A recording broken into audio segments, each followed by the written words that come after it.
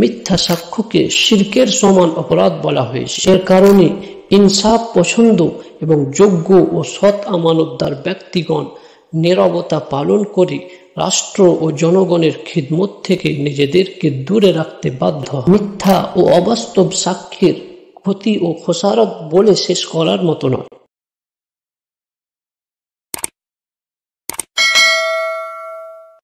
মানবতার মুক্তির দূত রাসূল করিম সাল্লাল্লাহু আলাইহি ওয়াসাল্লাম কঠিন ভাষায় মিথ্যা ও মিথ্যা সাক্ষ্যের নিন্দা করেছে।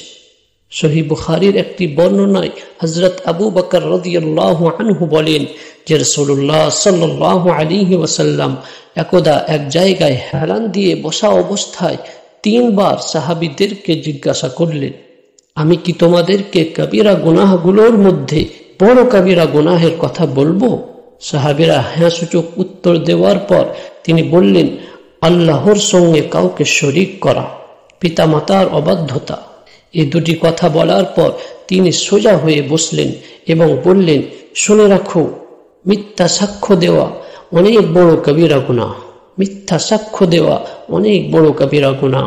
এ কথা তিনি বারবার বলতে থাকলেন, এমনকি আমরা বলতে লাগলাম, আর যদি তিনি না বলতেন। সুনানে তিরমিজির একটি হাদিসে মিথ্যা সাক্ষ্যকে শিরকের সমান অপরাধ বলা হয়েছে। বিখ্যাত হাদিস বিশারদ শামসুদ্দিন যাহাবী রাহমাতুল্লাহি আলাইহি মিথ্যা সাক্ষ্যকে 4টি বড় গুনাহের সমষ্টি বলে আখ্যায়িত করেছে। 1 নম্বর, নিজে মিথ্যা সাক্ষ্য দেওয়ার গুনাহ। 2 নম্বর, যার বিরুদ্ধে সাক্ষী দিচ্ছে তার উপর জুলুম করার গুনাহ।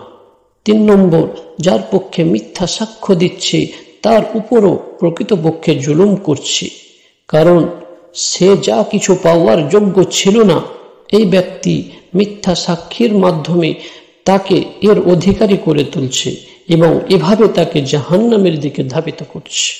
4 নম্বর, মিথ্যা সাক্ষ্যদাতার একটি হালাল কাজকে হারাম বানিয়ে নেওয়ার গুনাহ। মিথ্যা ও অবাস্তব সাক্ষ্যের ক্ষতি ও খোসারত বলে শেষ করার মতো নয়। হকদার অধিকার থেকে বঞ্চিত হওয়া, অযোগ্য ও অপদার্থের দুর্নীতিবাজ ও শোষক শ্রেণীর লোকদের ক্ষমতায়ন, এ সবই মিথ্যা সাক্ষ্যের ক্ষতি। এর কারণে ইনসাফ পছন্দ এবং যোগ্য ও সৎ আমানতদার ব্যক্তিগণ নীরবতা পালন করে রাষ্ট্র ও জনগণের খিদমত থেকে নিজেদেরকে দূরে রাখতে বাধ্য হন।